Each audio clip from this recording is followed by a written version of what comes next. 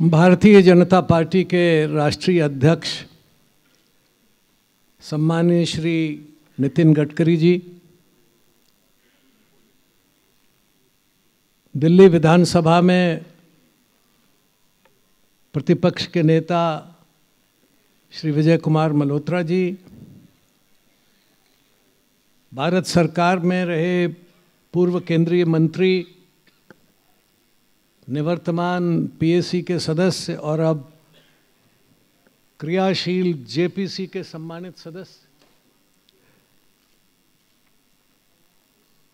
सांसद श्री यशवंत सिन्हा जी, पीएसी में नवनिर्वाचित राज्यसभा की ओर से श्री जावड़ेकर जी, दिल्ली प्रदेश भारतीय जनता पार्टी के अध्यक्ष श्री विजेंद्र जी, पार्टी के अन्य सभी पदाधिकारी, आज की इस समयोचित समीचीन सभा में पधारे हुए देवियों और सज्जनों,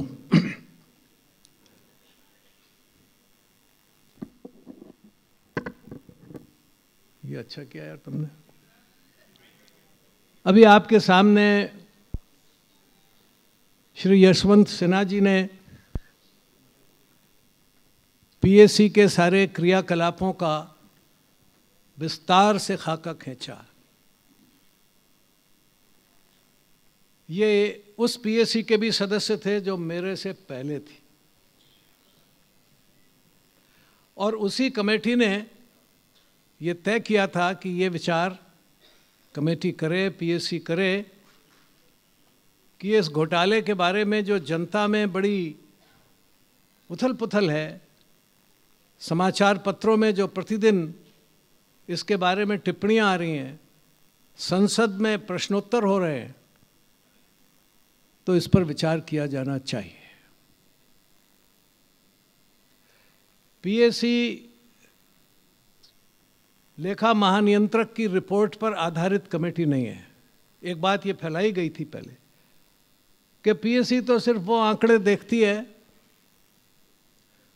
जो कंट्रोलर एंड ऑडिटर जनरल पेश करता है संसद में। हाँ, उनको तो देखती है, मगर कोई भी चीज़ जो सरकार में आए और गए धन से संबंधित है, उसकी जांच सीएजी की रिपोर्ट हो या न हो, पीएसी कर सकती है।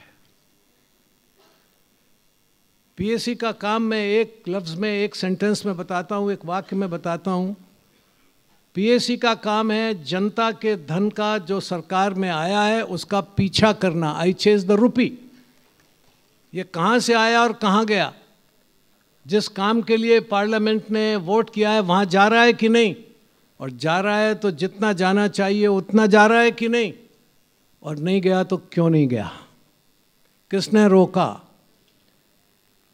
कहाँ उसे उसका पथ विचलन किया, डाइवर्ट कर दिया उसे अपनी जेब में, दूसरे की जेब में, क्या किया उसका।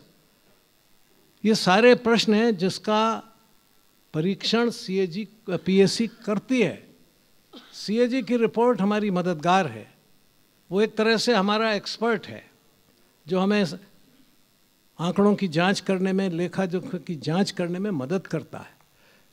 उसकी अपनी कुछ जिम्मेदारी है, उसको वो निभाता रहता है, हमारी अपनी जिम्मेदारियां हैं, हम उसको निभाते हैं, और दोनों मिलजुल के भारत की जनता की गाढ़ी कमाई के, पसीने की कमाई के, गरीब आदमी की कमाई के पैसे का दुरुपयोग न हो, इसकी जांच करने का जिम्मा पीएसी की चेयरमैन के हाथ से, के हैसियत से आपने मुझे दिया है, और ये जांच हम करते रहेंगे।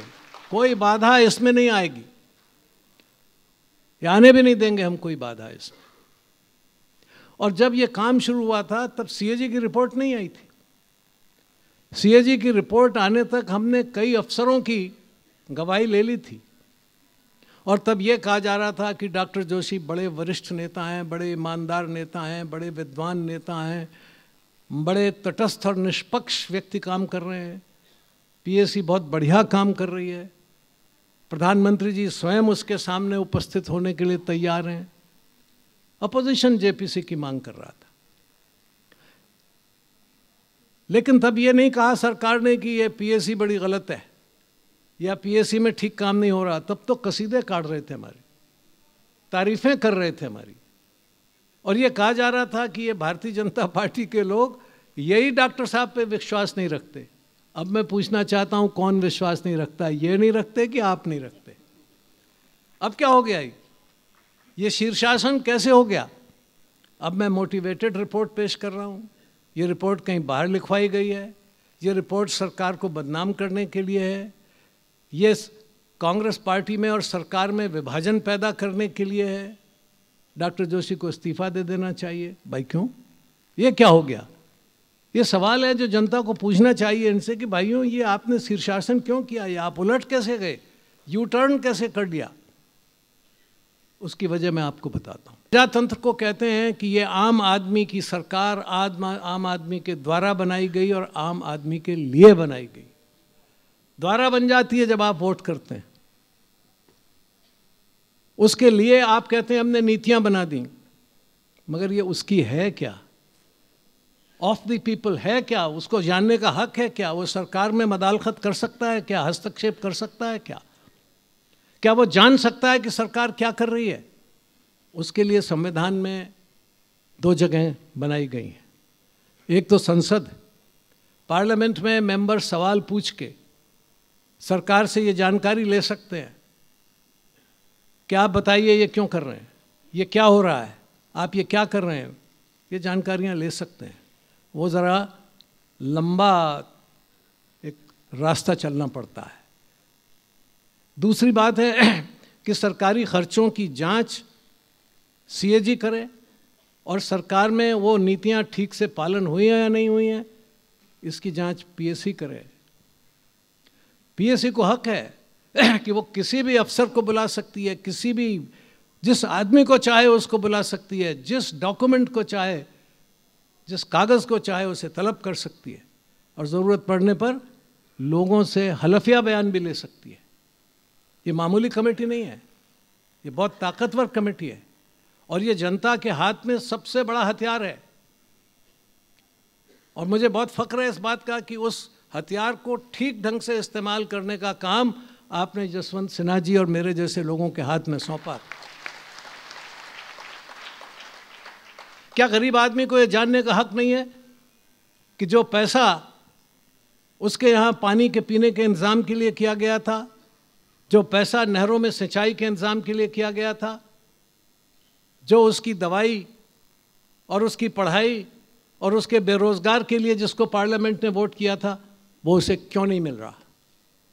क्या पार्लियामेंट के लोगों के अलावा हिंदुस्तान के आवाम को ये जानने का हक नहीं है कि वो नौजवान जो सेना में काम कर रहा है उसे ठीक राशन मिलता है कि नहीं मिलता है, उसे ठीक कपड़े मिलते हैं कि नहीं मिलते हैं?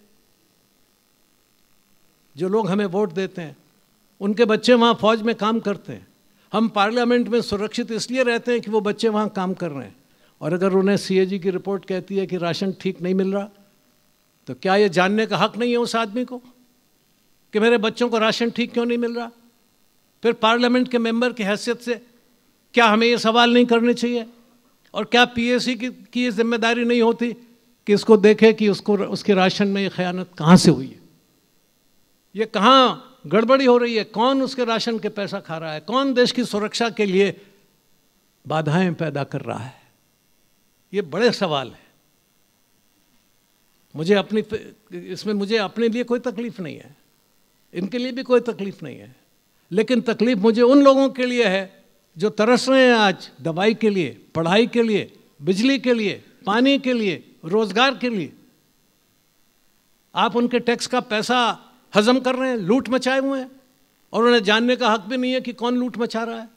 और जब हम बताते हैं कि लूट का रास्ता ये हो रहा है, लूट करने वालों के नाम ये हैं, लूट इस जरिए से की जा रही है, तो आप कहते हैं कि आप सरकार को बदनाम करना चाहते हैं। तब कहा जाता है कि आप राजनीति खेल रहे हैं इसमें। जी नहीं, राजनीति आप खेल रहे हैं, आप लोगों को उसके अधिकार से वंचित करना चाहते हैं। मुझे हैरत होती है जब एक वजीर, एक मंत्री कैबिनेट का, वो भी जो संसदीय कार्य का मंत्री है, वो ये कहता है कि मैं इस रिपोर्ट को रद्दी के टोकरे में फेंकता हूँ। संसदीय कार्य मंत्री जी, आपने समझा है कि इसके क्या माने हैं? इसके माने ये हैं कि अगर आज पीएससी की रिपोर्ट आपके ऊपर नुक्ताचीनी कर रही है, आपकी कमज़ोरियों को बता रही है, आपके द्वारा किए गए अनैतिक कार्यों का खुलासा कर रही है, आप इसे रद्दी की टोकरी में फेंकना चाहते हैं। कल संसद अगर कोई कानून पास करेगी जो आपको सुहाएगा नहीं, जो आपके कारनामों को उजागर करेगा, तो आप संसद के प्रस्तावों को और संसद के कानूनों को भी रद्दी की टोकरी में फेंक देंगे।